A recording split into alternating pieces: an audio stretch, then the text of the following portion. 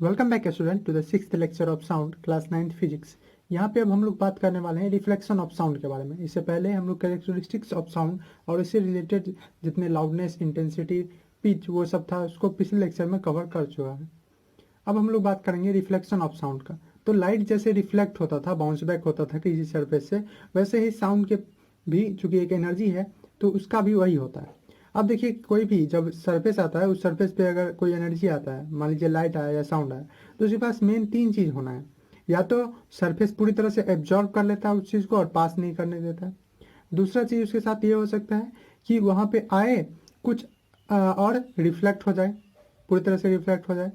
या तीसरा चीज़ हो सकता है कि वो उससे पास कर जाए। तीन चीज़ में हो सकता है, पहला या तो रुक जाए, दूसरा या तो रिफ्लेक्ट हो जाए यानी वापस हो जाए अपने ही रास्ते पे, तीसरा कि वो पास कर जाए। यही चीज़ लाइट के पास भी था, जिसको हम एब्जॉर्प्शन, अगर रुक जाता है लाइट पूरा रुक जाता है इस पर तो एब्जॉर्प्शन, दूसरा अगर पास हो जाता है ट्रांसमिशन, और तीसरा अगर बाउंस बैक कर जाता है तो रिफ्लेक्शन। ये तीन फेनोमेना बोले थे। अब ऐसा ही सिमिलर केस साउंड के साथ भी है। साउंड भी लाइट की ही तरह रिफ्लेक्ट होता है किसी सरफेस से, और वो सरफेस अक्सर सॉलिड लिक्विड का रहता है क्योंकि गैस तो दोनों चीज़ को आराम से पास करने देता है। अब रिफ्लेक्शन ऑफ साउंड जो है वही लॉ फॉलो करता है जो कि एक लाइट का रिफ्लेक्शन फॉलो करता था। Law of reflection of sound is same as law of reflection of light. क्या दोनों एकदम सेम है? तो हाँ, लगभग लगभग एकदम सेम है, लेकिन एग्जैक्टली सेम करना एकदम सही नहीं होगा। कुछ अंतर भी है जिसके बारे में हम थोड़ी देर में बात करेंगे।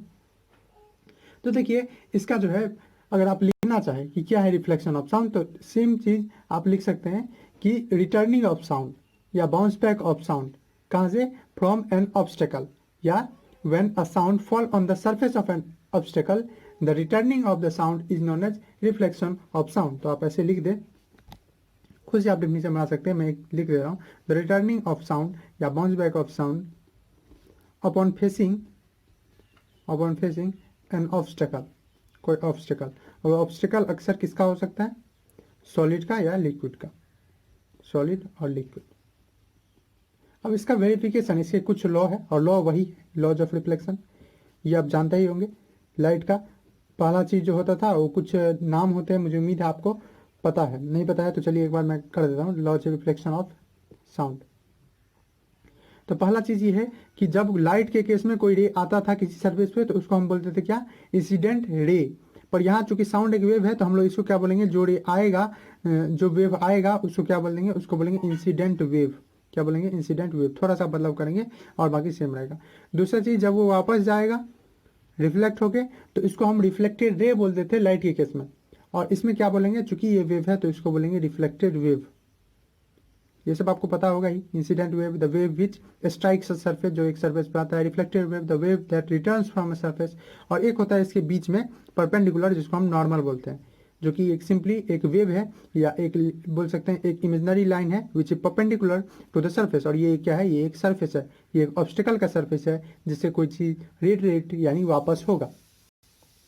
तो पहला चीज़ ये है, इसको हम लोग क्या बोलते हैं? इसको आप बोल सकते हैं कि पॉइंट ऑफ इंसिडेंस। यहाँ पे आता है ना लाइट रे, और यहाँ साउंड के केस में वेव, तो इसको आप इस पॉइंट को बोल सकते हैं क्या? पॉइंट ऑफ इंसिडेंस, गिरने का पॉइंट ऑफ इंसिडेंस। उसी से कुछ रिलेटेड और टर्म है, मैं इसको डिटेल में नहीं ले जा रहा हूँ क्योंकि ये आपको 6-7 से पढ़ाया जाता है तो इससे आता होगा। नॉर्मल और इंसिडेंट रे, नॉर्मल और इंसिडेंट रे के बीच में जो एंगल बना है ये, इसको बोलते हैं एंगल ऑफ इंसिडेंस, और आई से डिनोट करते हैं। क्या बोलते हैं? Angle of incidence. उसी तरह से यहाँ पे नॉर्मल और रिफ्लेक्टेड रे के बीच में जो एंगल बना है उसको बोलते हैं एंगल ऑफ रिफ्लेक्शन, और इसको आर से डिनोट करते हैं। अब चलिए दोनों हम लॉ लिख लेते हैं। तो इसका फर्स्ट लॉ जो है, जो लाइट का था वही है, क्या है? कि द इंसिडेंट वेव, लेकिन अगेन थोड़ा सा आपको क्या रखना है, प्रिकॉशन रखना है कि आपको रे के जगह वेव रखना है। तो the incident wave, reflected wave, incident wave, reflected wave and the normal, वो सारे नॉर्मल कहाँ पे? At the point of incidence all lie in the same plane. इसका वेरिफिकेशन भी हम लोग करेंगे, चिंता नहीं, इसका वेरिफिकेशन हम लोग जस्ट थोड़ी देर में करेंगे। सेम प्लेन, एक ही प्लेन पे एग्जिस्ट करते हैं, आप देख भी सकते हैं और इसको हम लोग देखेंगे भी। दूसरा लॉ जो है सेकेंड लॉ क्या कहता है? तो सेकेंड लॉ सिंपल बात कहता है कि angle i equal to angle r, यानी angle of incidence equal to angle of reflection. और एंगल ऑफ इंसिडेंस क्या है? The angle made between normal and incident wave. Incidence is equal to angle of reflection. बस यही दो law है। इसका verification हम लोग कर सकते हैं कि ऑफकोर्स आप कर सकते हैं। इसके लिए आप क्या करेंगे, तो आप एक प्लेन बोर्ड रख सकते हैं या कार्डबोर्ड या कुछ भी, एक सरफेस रख सकते हैं। अब उस सरफेस पे क्या करना है आपको, अच्छा रहेगा अगर कोई मेटल का हो, वुड का हो, लकड़ी का हो, नहीं तो आप ऑफकोर्स पेपर का भी कार्डबोर्ड यूज कर सकते हैं। अब क्या करेंगे आप, यहाँ पे दो और आप पाइप लाने का कोशिश करेंगे। पाइप नहीं हो आपके पास तो अगेन कार्डबोर्ड का मोड़ के बना सकते हैं, आपको फिगर में दिख रहा होगा। तो इस तरह से यहाँ पे एक पॉइंट पे आप इधर से भी एक कार्डबोर्ड का या एक पाइप रहेगा वो डालेंगे और एक इधर से डालेंगे। अच्छा होगा ये अगर दो दोस्त के बीच में आप ये एक्सपेरिमेंट कर रहे हैं। अगर नहीं है दो दोस्त तो आप क्या करेंगे, यहाँ पे आप मोबाइल का यूज कर सकते हैं, अलार्म क्लॉक का यूज कर सकते हैं, कुछ भी। अब इधर से मान लीजिए दोनों दोस्ती है, इधर से कोई दोस्त कुछ बोला, ये साउंड इधर जाना है और इधर रिफ्लेक्ट होके आना है। अगर रिफ्लेक्ट हो गया तो कोई अगर इधर कान लगाएगा तो उसको सुनाई देगा, अगर नहीं रिफ्लेक्ट नहीं हुआ तो नहीं सुनाई देगा। आप देखेंगे कि अगर यहाँ से कोई आपका फ्रेंड बोल रहा है या आप मोबाइल लगाए हुए हैं या अलार्म लगाए हुए हैं जिसका आवाज़ कोई भी सोर्स ऑफ साउंड चाहिए, तो यहाँ से अगर सोर्स ऑफ साउंड दिए हुए हैं तो यहाँ आपको सुनाई देगा, मतलब लाइट रिफ्लेक्ट हुआ है। अब मान लीजिए कि हम इसको क्या किए हुए हैं, इस कार्डबोर्ड को थोड़ा सा घिसका दिए और इसको इस प्लेन से हटा दिए, ऊपर कर दिए, तो क्या आपको सुनाई देगा? आप देखेंगे नहीं, मुझे नहीं सुनाई दे रहा है। मतलब ये पहला लॉ को प्रूफ करता है, वेरीफाई करता है कि incident ray, reflected ray, incident wave, reflected wave और नॉर्मल सब एक ही प्लेन पे होना चाहिए। दूसरा बात, जब इसको आप थोड़ा सा टेढ़ा करेंगे, यानी एंगल ऑफ इंसिडेंस जो कि ये है, एंगल ऑफ रिफ्लेक्शन यानी ये, इस दोनों को अगर इक्वल से थोड़ा हटाएंगे, 30-30 डिग्री पे है तो बेस्ट आपको सुनाई देगा। 30-30 डिग्री होने का मतलब कोई भी इक्वल एंगल पे, ये एंगल और ये एंगल इक्वल हो तो आपको बेस्ट सुनाई देगा। पर जहां आप क्या कर रहे हैं, थोड़ा भी इसको टेढ़ा कर रहे हैं, टिल्ट कर रहे हैं, जैसे कि angle of incidence angle of reflection के इक्वल नहीं हो रहा है, तो आप देखेंगे कि आपको वो साउंड भले ही सुनाई दे, वो रिफ्लेक्शन भले ही सुनाई दे, लेकिन उतना बेहतर, उतना अच्छा नहीं सुनाई देगा। इससे आप क्या समझ सकते हैं, इससे आप समझ सकते हैं कि angle of incidence angle of reflection के जब अच्छे के बराबर रहता है तभी हमको अच्छे से रिफ्लेक्शन सुनाई देता है। यही था रिफ्लेक्शन ऑफ साउंड। इसलिए आपको जानने का जरूरत है नहीं, काफ़ी चीज़ हम लोग समझ गए। इसको आप एक्सपेरिमेंट के थ्रू में लिख सकते हैं कि आप एक प्लेन बोर्ड लेंगे, कुछ भी मान लीजिए, ये भी एक प्लेन बोर्ड लिए, या वो बोर्ड हो सकता है मेटल का हो, कार्डबोर्ड हो, वुड हो, कुछ भी हो सकता है। ओके, उसके बाद आप क्या करेंगे, दो होलो मेटलिक ट्यूब लेंगे, या नहीं हो तो कार्डबोर्ड का ले लेंगे, अच्छा रहेगा लिखने में क्या है, मेटलिक ट्यूब ले लेंगे या प्लास्टिक का ट्यूब ले लेंगे और उसको प्लेस करेंगे, उसको रखेंगे उस प्लेन पे जो प्लेन हम लोग लिए थे। ओके, उसके बाद आप इधर अगर आपका दोस्त है तो वो स्पीक करेगा, या दूसरा बात आप बोल सकते हैं कि हम एक वॉच रखे हैं जो इधर से बोलने वाला है, हम इधर सुनने वाले हैं। अब इस कार्डबोर्ड को जब हम लोग एक ही प्लेन में रखते हैं और एक ही प्लेन में रहता है ये सब, तो हमको अच्छे से सुनाई दे रहा है इसका रिफ्लेक्शन, लेकिन हम जहाँ इसको थोड़ा सा टिल्ट कर देते हैं तो हमको अच्छे से सुनाई नहीं देता है। मतलब लॉ ऑफ रिफ्लेक्शन कहता है जो आई आर के इक्वल है वही वेरीफाई होता है यहाँ से। दूसरा चीज़, अगर हम एक कार्डबोर्ड को थोड़ा सा उठा लेते हैं या ज़्यादा इधर घुसका देते हैं, उस कंडीशन में हमको नहीं सुनाई देता है, जो कि ये वेरीफाई करता है फर्स्ट लॉ कि इंसिडेंट वेव, रिफ्लेक्टेड वेव और नॉर्मल सब एक ही पॉइंट पे रहता है, एक ही प्लेन पे रहता है। अब इसी से रिलेटेड है इको, और इसके बारे में आप बहुत सुने होंगे। कभी कभी क्या होता है, हमारा आवाज़ खुद से अपने पास रिटर्न होके आ जाता है। अब उसके बारे में पढ़ते हैं, इको के बारे में। और इसी से रिलेटेड एक है multiple reflection. Multiple reflection light में भी होता था कि दो मिरर को एक सामने रख दो 90 डिग्री पे, तो बहुत सारा इमेज एक दूसरे में बनते जाता था। इस सब के बारे में आप 8th क्लास में लाइट में पढ़े थे और आप अगेन इसको 10th में पढ़ेंगे। अभी तत्काल हम लोग लाइट का नहीं, मल्टीपल रिफ्लेक्शन ऑफ साउंड की थोड़ी देर में बात करते हैं।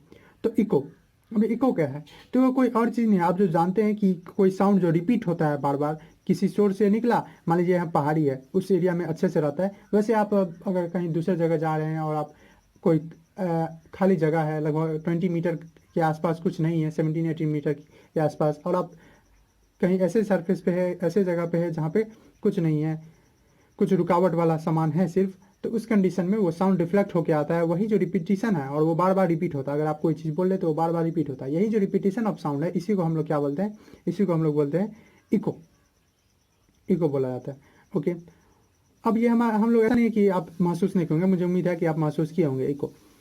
ओके, अब ये इको है क्या, तो जैसा हम लोग बोले थे, ये रिपीटिशन है साउंड का, रिपीटिशन ऑफ साउंड किसका, किसके कारण, तो bye reflection from an obstacle, bye reflection from an obstacle. होता क्या है इसमें, तो इसमें और कुछ नहीं, साउंड जो बार बार रिपीट होके आ रहा है, इसको हम लोग क्या, कैसे हो रहा है, ये रिफ्लेक्शन ऑफ साउंड के कारण, फ्रॉम एन ऑब्स्टेकल। ओके, अब देखिए, अब हम लोग देखते हैं कि इसी से कुछ रिलेटेड टर्म, जैसे आपको अगर याद हो क्लास 8 का थोड़ा सा चीज़, तो एक फिनोमेना होता था परसिस्टेंस। परसिस्ट मतलब कोई चीज़ का रहना, तो परसिस्टेंस ऑफ विजन होता था।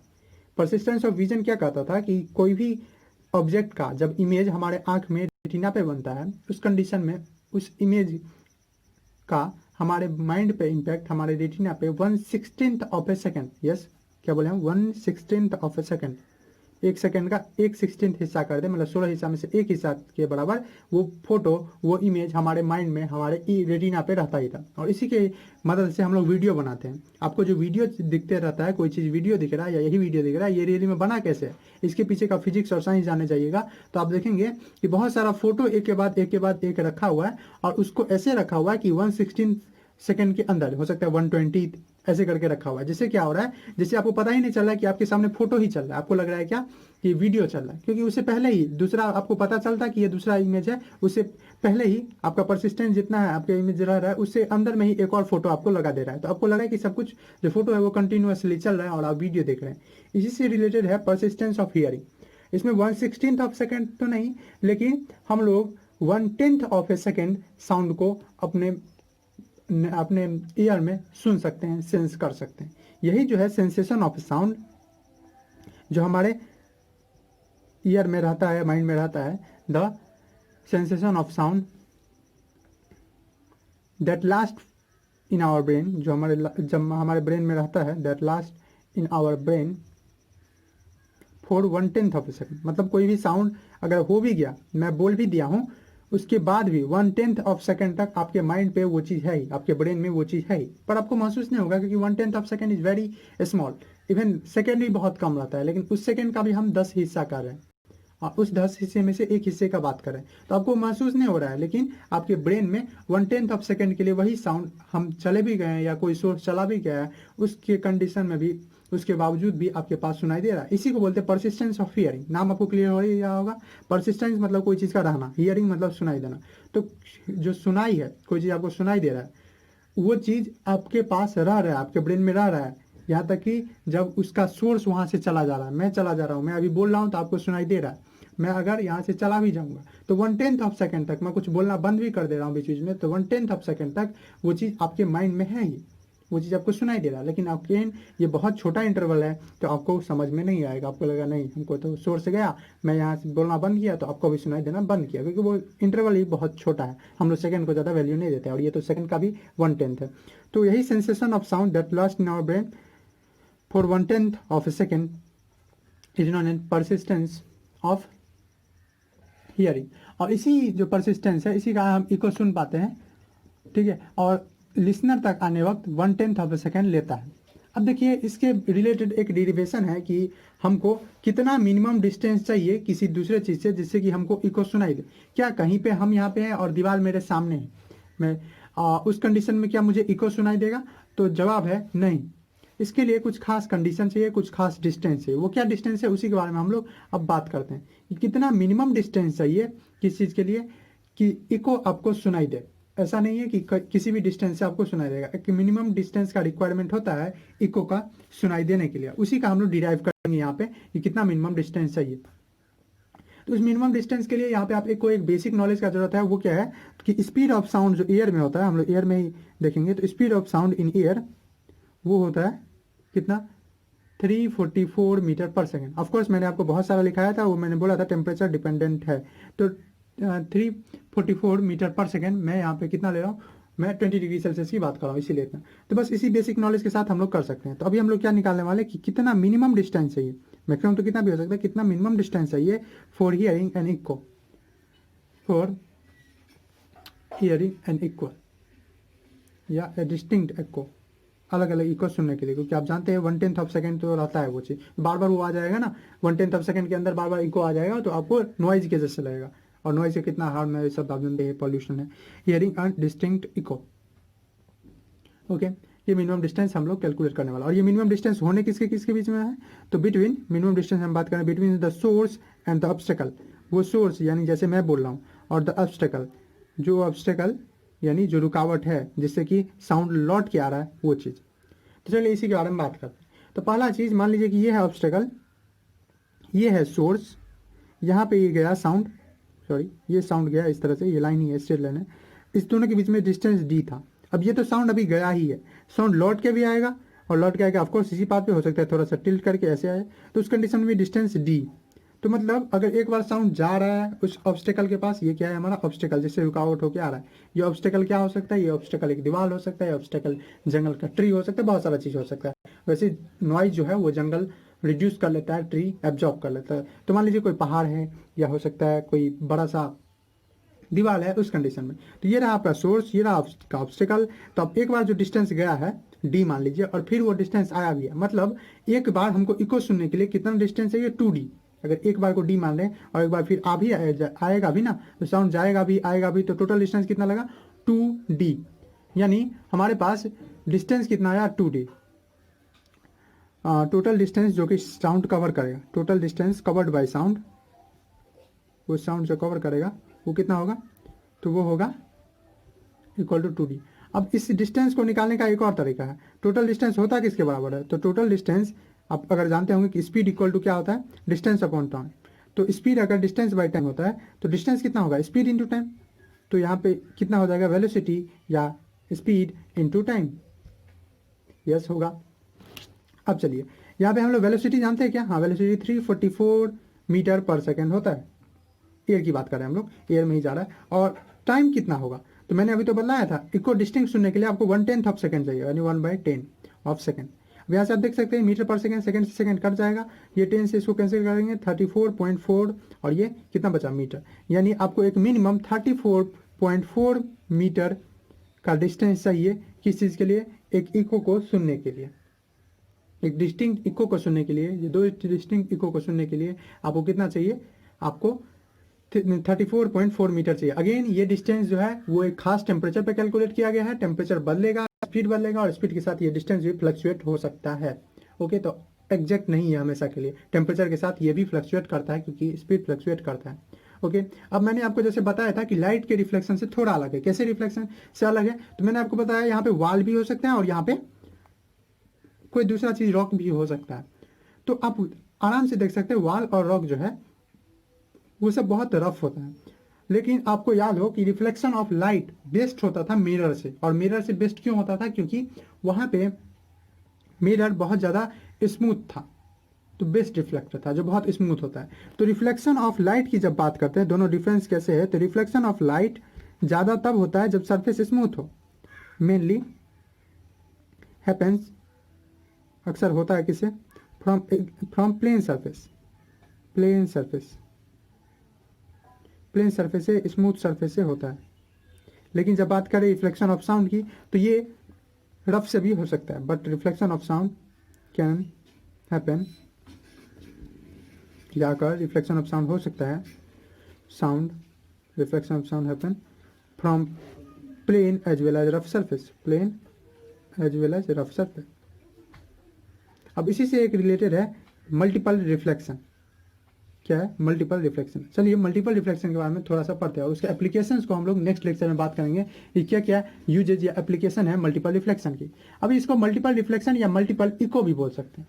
ओके, अब ये मल्टीपल है क्या, रिफ्लेक्शन या मल्टीपल इको, तो रिपीटेडली कोई साउंड को सुनते रहना, जब वो बहुत सारे ऑब्स्टेकल से गुजरता हो, तो उस कंडीशन में बहुत सारे इको एक के बाद एक के बाद एक आना, इसी को बोलते हैं मल्टीपल रिफ्लेक्शन या मल्टीपल इको। तो अभी हम लोग डिफाइन कर सकते हैं मल्टीपल रिफ्लेक्शन को कैसे। तो multiple reflection simply repetitive reflection है, रिपीटेटिव रिटर्निंग है किस चीज़ का, साउंड का, from a number of obstacle. और ये बहुत बार होता है, जैसे एग्जांपल मैं आपको बताऊं, सबसे अच्छा एग्जांपल, अभी बारिश का भी मौसम है, और बारिश के टाइम में आप सुनते होंगे कि जो साउंड है, जो थंडर है, बिजली का थंडर, वो बहुत देर तक आता है, आवाज़ उसका बहुत देर तक आता है। वो क्यों हो रहा है, वो वहाँ पे मल्टीपल इको प्रोड्यूस हो रहा है, मल्टीपल रिफ्लेक्शन पर हो रहा है। तो रिपीटेटिव रिफ्लेक्शन, मल्टीपल मतलब क्या होता है, मल्टीपल मतलब मैनी टाइम्स रिफ्लेक्शन, तो उसी को मैं अलग वर्ड लिख रहा हूँ, आपको अपना डिफिनेशन बना सकते हैं, सिंपली लिख सकते हैं reflection of a sound many times. तो रिपीटेटिव रिफ्लेक्शन, टेटिव reflection, repetitive reflection of a sound from a number of sources या from a number of obstacle, from a number of obstacle, बहुत सारे ऑब्स्टेकल्स है, और एक खास डिस्टेंस पे, at a suitable distance, at a suitable distance, वो चीज़ क्या कहलाता है, मल्टीपल रिफ्लेक्शन। अगेन आप इसमें बहुत सारा लगा सकते हैं, जैसे phenomena of repetitive reflection of sound from a number of obstacle at a suitable distance is known as multiple reflection. आप ऐसे भी डिफाइन कर सकते हैं। एग्जाम्पल के लिए आपको मैं बता ही दिया, जैसे थंडर है, थंडर जो आपको बार बार आता है, या रिपीटेटिव रिफ्लेक्शन के लिए एक अच्छा और वर्ड लिख सकते हैं सक्सेसिव रिफ्लेक्शन, मतलब एक के बाद एक आना, successive reflection. Successive reflection of sound मतलब एक के बाद एक जो रिफ्लेक्शन आता है साउंड का, वो चीज़। जैसे सक्सेसिव रिफ्लेक्शन आता है आपको माउंटेन से, क्लाउड से, लैंड से, रॉक से। बिजली जब कड़कती है, थंडर जब आता है, तो वो क्लाउड से, लैंड से, सबसे टकरा टकरा के आपको आता है। उसी तरह से हमको सुनाई दे सकता है जब हम एक जगह हैं और दूर में एक बिल्डिंग है 17-18 मीटर पे, और उस कंडीशन में हम चिल्ला रहे हैं, तो इस कंडीशन में मल्टीपल रिफ्लेक्शन हमको सुनाई दे सकता है, बार बार हमको सुनाई दे सकता है। इसके बहुत सारे यूजेज एंड एप्लीकेशंस है, जैसे कि स्पीकिंग ट्यूब में, या मेगाफोन जिसको बोलते हैं, ईयर ट्रम्पेट, हियरिंग एड, और भी बहुत सारा, स्टेथोस्कोप, इस सब में। इसके बारे में हम लोग नेक्स्ट लेक्चर में देखते हैं। चलिए तब तक देखते रहिए। Thanks for watching.